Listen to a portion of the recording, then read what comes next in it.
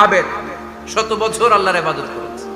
In the day of judgment আল্লাহ তাআলা ওই আবেদকে বলবে উদখুলিল জান্নাতে বিরহমাতি, go to the paradise with my mercy, আমার দয়ায় ভালোবাসায় জান্নাতে ঢুকে যাও।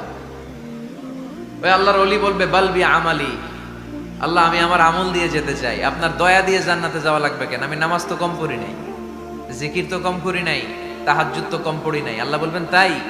এত তাহাজ্জুদ পড়েছিস, আমি যে চোখ দিয়েছি এই চোখের নেয়ামতের শুকরিয়াই তো তোর আদায় হয় না, তুই আমার সাথে হিসাব করলি। ওকে ওকে, লেটস মেক এ ক্যালকুলেশন, চল একটা হিসাব করি। তোর শত বছরের ইবাদত এক পাল্লা রেখে দিলাম, আর আমি দয়া করে মায়া করে পৃথিবীর নাজ নেয়ামত আর সৌন্দর্য দেখার জন্য যে তোকে চোখ দিয়েছি, দুটা চোখ নয়, একটা চোখ আরেক পাল্লায় রেখে দিলাম। ওজন দেওয়ার পর দেখা যাবে মুহূর্তের মধ্যে চোখের পাল্লাটা ভারী হয়ে গেছে। আল্লাহ বলবেন এখন হিসাব বলেই you have to go to the hell fire, তোকে এখন জাহান্নামে যেতে হবে, যা জাহান্নামে যা। এবার আল্লাহর ওলি বলবে আল্লাহ মাফ চাই, দোয়া চাই, জাহান্নামে যেতে পারবো না, আল্লাহ তুমি আমারে মাফ করে দাও। আল্লাহ বলবেন now you are on the right track, এখন তুমি লাইনে আসছো মিয়া, এতক্ষণ বেলাইনে কথা বলতেছিল। আমার দয়া, আমার রহমত, আমার ভালোবাসা ছাড়া কোশ্চিনকালেও কেউ জান্নাতে ঢুকতে পারবে। আল্লাহ তখন তারে বলবেন উদখুলিল জান্নাতে বিরহমাতি, go to the paradise with my mercy, আমার দয়ায় এখন তুমি জান্নাতে ঢুকে যাও। চিল্লায় পড়েন সুবহানাল্লাহ। এই দুটি চোখ দিয়েছ বলে দেখি যে কত অপরূপ, নয়নাভিরা খেতে খামারের জুড়ায় জ্বালা বিধুর ধূপ, তোমার দেয়া চোখের শুকুর জানাবো তার ভাষা কই, যতই দেখি ততই যেন পলক ছাড়া চেরই, ঠিক কি না? আল্লাহ বললেন এই যে একটা চোখ দিয়েছি, এই চোখের নেয়ামতের শুকরিয়াই তো আদায় হয় না। এজন্য মানুষ মাত্রই ভুল হবে, অন্যায় হবে। ভুল করা, পাপ করা, অন্যায় করা এটা দোষের কিছু না, কিন্তু পাপের উপর স্থায়ী থাকা হলো দোষের, ঠিক কি না? শয়তান ভুল করেছে, অন্যায় করেছে, সাথে সাথে যদি শয়তান তওবা করতো ইবলিস রেও মাফ করে দিত কে? কিন্তু সে মাফ চায় নাই। শয়তান আর ইনসান এই দুইয়ের মধ্যে মৌলিক পার্থক্য হচ্ছে এটা, শয়তান পাপ করে পাপের উপর স্থির থাকে, আর আমরা পাপ করে মাফ চাই কার কাছে? আমাদের জন্য মাফ চাওয়ার দরজা খোলা আছে না নাই? সকালে গুনাহ করছি, দুপুরে মাফ করে দিবে কে? দুপুরে পাপ করছি, রাতে মাফ চাইলে ক্ষমা করে দিবে কে? 24/7 সব সময় এই মাফ চাওয়ার দরজাটা খোলা আছে না নাই? শুধুমাত্র কেবলমাত্র দুইটা সময় আল্লাহ তাআলা তওবা কবুল করেন। এক হচ্ছে বাদাল গারগারা, বাদাল গারগারা, মালাকুল মাউত যখন এসে রূহ ধরে টান দেয় তখন গলায় গরগর গরগর শব্দ হয়। মালাকুল মাউতকে দেখে ফেললে আর তওবার কোনো সুযোগ নেই। সাইয়েদনা মুসা আলাইহিস সালাম তার চাচাতো ভাই কারণকে বলেছিল সম্পদের যাকাত দাও, এ সম্পদ আল্লাহ দিয়েছে। কারণ বলে আল্লাহ দেয় না, ইন্নামা উতিতুহু আলা ইলমিন ইনদি, আমি আমার ইন্টেলেক্ট, আমার সৃজনশীলতা, আমার বুদ্ধিমত্তা খাটিয়ে সম্পদ উপার্জন করেছি, আমি যাকাত দিব না। মুসা আলাইহিস সালাম বললেন তাহলে আযাবের অপেক্ষা করো। কারণ বলল পারলে আযাব নিয়ে আসো। রব্বুল আলামিন বললেন ফাকাসাফনা বিহি ওয়া বিদারিহিল আরদ, ও মুসা নিরাপদ দূরত্বে তুমি সরে যাও, আমি এখনই কারণকে তার সব সম্পদ সহ জামিনের মধ্যে দাবিয়ে দেব। কারণ তার সম্পদ সহ জামিনে দেবে যেতে লাগলো। আমি জায়গাটা নিজে দেখে এসেছি। মিশরের রাজধানী কায়রো থেকে 120 কিলো দূরে ফাইয়ুম নামে একটা জেলা আছে, ওই জেলায় বাহিরা কারুন, কারণের সব সম্পত্তি আল্লাহ জামিনে দাবিয়ে দিয়েছে। হাঁটু পর্যন্ত দেবে যায়, সে ভেবেছে আমি বেঁচে যাব, কোমর পর্যন্ত দেবে গিয়েছে বেঁচে যাব, গলা পর্যন্ত যখন দেবে গিয়েছে আর বাঁচার সুযোগ নাই। কারণ কয় মুসা সব সম্পত্তি তোরে আর তোর আল্লাহরে দিয়ে দিলাম, আমারে বাঁচা, আমারে বাঁচা, আমি তওবা করলাম। তখন কি তওবার সময় আছে? কথা কন, বাদাল গারগারা, মালাকুল মাউতরে যখন দেখে ফেলবেন তখন তওবার সুযোগ আছে। ফেরাউনেরও একই দশা। লোহিত সাগরের পানি খেতে খেতে ফেরাউনের পেটটা যখন এত বড় হয়ে যায়, ফেরাউন হাত তুলে বলে আনা মিনাল মুসলিমিন, আমি মুসলমান। আমি, এটা কোরআনের আয়াত কিন্তু, আনা মিনাল মুসলিমিন, বনি ইসরাইলরা যে আল্লাহর উপর ঈমান এনেছে, আমিও ফেরাউন সে আল্লাহর গোলাম। আল্লাহ বলে দ্য টাইম ইজ আপ, সময় শেষ, এখন তোমার ঈমান কবুল করা হবে। তার মানে বাদাল গারগারা তওবা কবুল হয় না। এই মৃত্যুর গড়গড়ানি আসার আগ পর্যন্ত চোখের পানি ছেড়ে যদি আল্লাহর কাছে ক্ষমা চান, জীবনের সব গুনাহ মাফ করে দিবে কে? শয়তান আল্লাহরে বলল মাবুদ এত জান্নাত বানিয়ে কি লাভ? আপনার একটা বান্দারও জান্নাতে ঢুকাতে পারবেন না।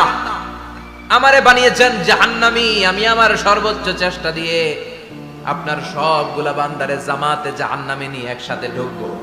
পারলে জাহান্নাম আরো কয়েকটা বাড়িয়ে বানান। আল্লাহ বললেন কেন কেন? শয়তান বলে লা আকুদান্না লাহুম সিরাতাকাল মুস্তাকিম। আপনার বান্দা জামাতে নামাজ পড়তে যেতে চাইবে, ওখান থেকে ধোকার ওয়াসওয়াসা দিয়ে আমি গানের কনসার্টে নিয়ে যাব। তাফসীর মাহফিলে কোরআন শুনতে যেতে চাইবে, ধোকা দিয়ে আমি মদের আড্ডাখানায় নিয়ে যাব। ওয়ালা তাজিদু আকসারাহুম শাকিরিন। একটারেও জান্নাতে ঢুকাতে পারবেন না। চ্যালেঞ্জ দিলাম। আল্লাহ বলল, শয়তান তুই আমারে চ্যালেঞ্জ দেস? আমি তো সব রাজার বড় রাজা, মহারাজা। আমার সাথে তো কেউ চ্যালেঞ্জ দিয়ে টিকতে পারে না। চিল্লা এখন ঠিক কিনা? শয়তান তুই চ্যালেঞ্জ দিলি, আমিও তোর চ্যালেঞ্জ দিলাম। ওয়া ইজ্জতি ওয়া জালালি ওয়া ইরতিফাই মাকানি, আমার ইজ্জতের কসম, আমার জালালিয়াতের কসম, আমার মহানত্বের কসম, আমার ক্ষমতা আর দাপটের কসম, আজীবন আমার বান্দা গুনাহ করবে, পাপ করবে, অন্যায় করবে, কোন এক তাফসীর মাহফিলে এসে চোখের পানি ছেড়ে যখন ক্ষমা চাইবে, আমি জীবনের সব গুনাহ মাফ করে দেব। আমি আমার বান্দার জীবনের সব গুনাহ মাফ করে দিয়ে জান্নাতে ঢুকায় দেব। তখন তুই কি করবি? লা আগফিরান্না লাহুম মা দামু ইস্তাগফিরুনি। যতক্ষণ আমার বান্দা আমার কাছে ক্ষমা চাইবে, আমি আমার বান্দার জীবনের সব গুনাহ মাফ করে দেব। সুবহানাল্লাহ পড়ে। এজন্য রাব্বুল আলামিন বলেন, ইয়া আইয়ুহাল্লাযীনা আমানু তুবু ইলাল্লাহি তাওবাতান নাসুহা। তওবার মতো তওবা করো। তওবার মতো তওবা করলে যত বড় অন্যায় হোক, পাপ হোক, গুনাহ হোক, সব গুনাহ মাফ করে দিতে পারে কে? সাইয়েদনা আদম আলাইহিস সালাম ভুল করলেন, শত শত বছর কাঁদলেন। আল্লাহ বললেন, ও আদম, কিছু বাক্য তোমারে শিখিয়ে দে, এই বাক্য দিয়ে তুমি আমার কাছে তওবা করো, তোমার তওবা কবুল করে নেব।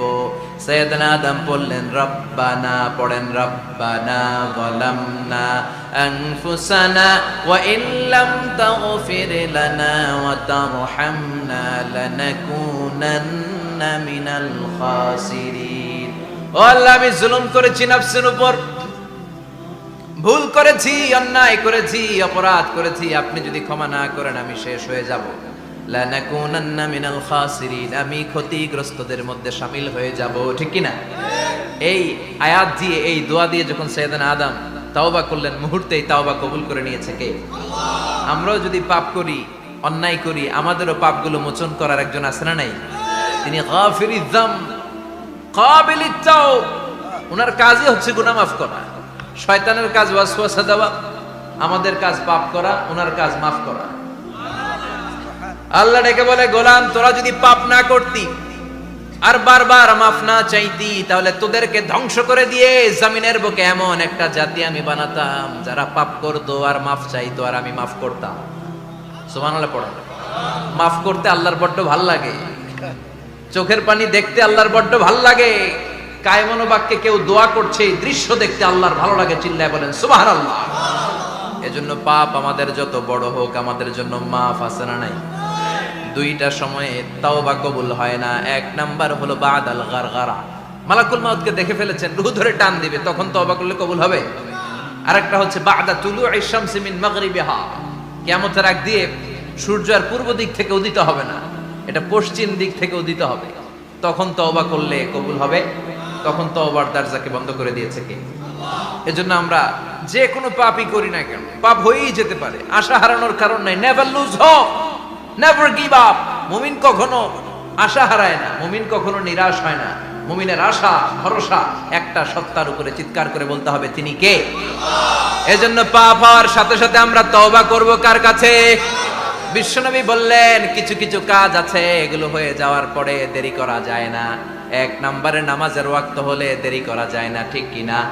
সালাতে কায়েম করো, সালাতে কায়েম করো, হবে সম্মানী তুমি, হবে জান্নাতি তুমি, হবে সম্মানী তুমি, হবে জান্নাতি তুমি। দিবে কাল হাসরে শীতল ছায়া আরশে আজিম, রব্বিয়াল আলা, রব্বিয়াল আযীম, রব্বিয়াল আলা, রব্বিয়াল আযীম। সুবহানাল্লাহ পড়ো। নামাজের সময় হওয়া মাত্র দেরি নাই, তাজহিজুল মাইয়িত, মারা গেলে লাশ রেখে দেয়া যায় না, তাড়াতাড়ি দাফন করে দাও। নামাজের সময় হলে নামাজ পড়ো, দেরি করো না।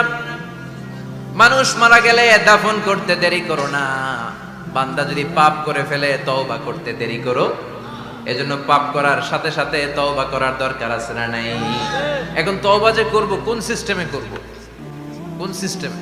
ভুল হওয়া মাত্রই আপনি অনুতপ্ত হয়ে চোখের পানি ছেড়ে আল্লাহর কাছে মাফ চান, আল্লাহর কাছে ক্ষমা চান, এটার নামই তওবা। আমাদের দেশে হুজুরাই না তওবা পড়ায়, আছে না নাই? আনন্দপুরে এগুলা নাই, আছে না? কয় ইমাম সাহেবরে নিয়ে আয়, খতিব সাহেবরে নিয়ে আয়, হাফেজ সাহেব হুজুরের নিয়ে আয়, তওবা পড়া। না, তওবা পড়ানো লাগে না, আপনার নিজের তওবা আপনি নিজেই পড়বেন। আপনি অনুতপ্ত হয়ে চোখের পানি ছেড়ে আপনার আল্লাহরে ডাক দেন, ডাক দেয়া মাত্র তিনি সাড়া দেবে। চিল্লায় বলেন ঠিক কি না? ওলামা একরামরা তওবার 5টা শর্ত আরোপ করেছে। এই 5টা শর্তের আলোকে যদি তওবা করেন, মুহূর্তের মধ্যেই তওবা কবুল করে নেবে কে? 1 নাম্বার শর্ত হচ্ছে আল ইকরা, acknowledgement. You have to acknowledge that you are the great sinner in the world. এই পৃথিবীর সবচেয়ে বড় পাপী। 5টা শর্তের 1 নাম্বার হচ্ছে আপনি স্বীকার জান, আল্লাহ আমার চেয়ে বড় পাপী আকাশের নিচে জমিনের উপরে দ্বিতীয়টা নাই। এমন কোন পাপ নাই যে আমি করি নাই। আমার চেয়ে নাদান, আমার চেয়ে পিশাচ, আমার চেয়ে বড় পাপী দ্বিতীয়টা কেউ। অ্যাকনলেজ ইউর সিন, আপনি আপনার পাপগুলো স্বীকার করেন। Number 1. Number 2, an-nadam, repentance. You have to be repentant for what you have committed from sins. যে পাপ করেছেন এই পাপের জন্য আপনি লজ্জিত হন। আপনি নিজেকে আল্লাহর কাছে ছোট করে পেশ করেন, আল্লাহরে ডেকে বলেন, আল্লাহ আমি আপনার গোলাম, গোলামের ঘরের গোলাম, বান্দির ঘরের গোলাম, আমারে মাফ করে দেন, আমি লজ্জিত, আমি অনুতপ্ত। তাহলে 1 নম্বর শর্ত আপনি ঘোষণা দেন যে আপনি পাপ করেছেন। 2 নম্বর শর্ত আপনাকে অনুতপ্ত হতে হবে যে আল্লাহ আমি পাপ করে ফেলেছি। 3 number, you have to stop what you have committed. যে পাপ আপনি শুরু করেছেন এটা বন্ধ করে দেন।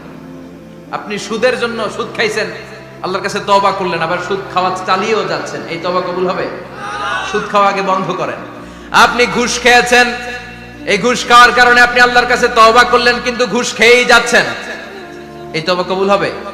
3 নাম্বার হচ্ছে you have to stop what you have committed, আপনি যেই পাপ করেছেন এটাকে বন্ধ করেন। 4 নাম্বার শর্ত, you have to hate what you have committed, আপনি যেই পাপটা করেছেন এটাকে মন থেকে ঘৃণা করেন, ওইটারে মন থেকে ঘৃণা করতে হবে। 5 নাম্বার শর্ত হচ্ছে you have to determine that you never repeat this sin again, আল্লাহর কাছে ওয়াদা দেন, কমিটমেন্ট দেন যে আল্লাহ পারতপক্ষে আমার জীবনে আর এই কাজটা করব। এই 5টা শর্তের আলোকে তওবা করলে কবুল করবে কে? 1 নম্বরে স্বীকার জান আল্লাহ আমি পাপী, 2 নম্বরে অনুতপ্ত হন, 3 নম্বরে পাপ কাজটা বন্ধ করে দেন, 4 নম্বরে ওই পাপ কাজটাকে মন থেকে ঘৃণা করেন, 5 নম্বরে আল্লাহর কাছে ওয়াদা দেন আর জীবনেও এই পাপ করব না। এই 5টা শর্তের আলোকে যদি তওবা করেন আপনার তওবা কবুল করে নিবে কে? এজন্য যত পাপ যত অন্যায় আমরা করি না কেন, আমাদের এই পাপগুলো অন্যায়গুলো ক্ষমা করার একজন আছে না নাই? তিনি কে? এজন্য সব সময় তওবা করতে রাজি আছেন তো? প্রতিদিন শত শতবার তওবা করতে রাজি আছেন? প্রতিদিন শত শতবার ইস্তেগফার পড়তে রাজি আছেন? বিশ্বনবী প্রতিদিন 70 বারেরও বেশি ইস্তেগফার করতেন। শুধু টয়লেটে যে মুহূর্তে থাকতেন ওই মুহূর্তে পড়তেন না, টয়লেটে ঢুকার মুহূর্তে বিশ্বনবী ইস্তেগফার পড়তে পারতেন না, তাই টয়লেট থেকে বেরোয়েই তিনি ইস্তেগফার পড়তেন। তিনি পড়তেন গফরানাক। কি পড়তেন? গফরানাক মানে হলো আস্তাগফিরুল্লাহ। গফরানাক মানে কি? গফরানাক মানে আল্লাহ আমি আপনার ক্ষমা চাই, মানে আস্তাগফিরুল্লাহ। আবার বিশ্বনবী বলতেন মান লাযামাল ইস্তিগফার জাআলাল্লাহু লাহু মিন কুল্লি দিকিন মাখরাজা। যে ব্যক্তি সব সময় ইস্তেগফারের সাথে লেগে থাকে তাকে সব সময় বিপদ থেকে মুক্তি দিবে কে? আমাদের জীবনে বিপদ আছে না নাই? কত ধরনের বিপদ, যে কোনো সময় অসুস্থ হয়ে যেতে পারি, যে কোনো সময় দুর্ঘটনার কবলে পড়তে পারি, যে কোনো সময় গুম হয়ে যেতে পারি। কথা কন, এদেশে গুম টুম নাই মনে হয়, ক্রস ফায়ার নাই, কে কোন সময় গুম, কে কোন সময় নাই, কোনো ঠিক নাই। আল্লাহ বিশ্বনবী বললেন মান লাজিমাল ইস্তিগফার জাআলাল্লাহু লাহু মিন কুল্লি দিকিন মাখরাজা। সব সময় যে ইস্তিগফারের সাথে আঠার মতো লেগে থাকবে আল্লাহ তাআলা তাকে বিপদ থেকে সব সময় মুক্তি দান করবেন। সুবহানাল্লাহ পড়ুন। 2 নম্বরে বিশ্বনবী বললেন অমিন কুল্লি হাম্মিন ফারাজা, ওই ব্যক্তিকে রব্বুল আলামিন সব ধরনের দুশ্চিন্তা থেকে মুক্তি দিয়ে দিবে। আমাদের জীবনে দুশ্চিন্তা আছে না নাই? টেনশন নাই কার কার? হাত তোলেন তো। যে হুজুর আমার কোনো টেনশন নাই, আপনার টেনশন নাই, মাশাআল্লাহ, আমার সাথে দেখা করবেন আলোচনার পর। টেনশন ছাড়া মানুষ আছে? বাঁচার টেনশন, মরার টেনশন, কবরের টেনশন, ক্যারিয়ারের টেনশন, বিদ্যুৎ বিলের টেনশন, গ্যাসের বিলের টেনশন, বাড়ি ভাড়ার টেনশন আছে না নাই? বিশ্বনবী বললেন টেনশন ছাড়া মানুষ নাই। সব সময় 18 মতো যে ইস্তেগফারের সাথে লেগে থাকবে তাকে টেনশন মুক্ত করে দিবে কে?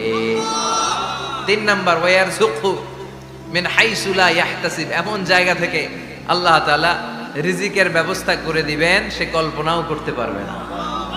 আমি নিজে এটার প্রমাণ পেয়েছি। অনেক অনেক সময় আমি কল্পনাও করি নাই যে এখান থেকে আমার রিজিকের ব্যবস্থা হতে পারে।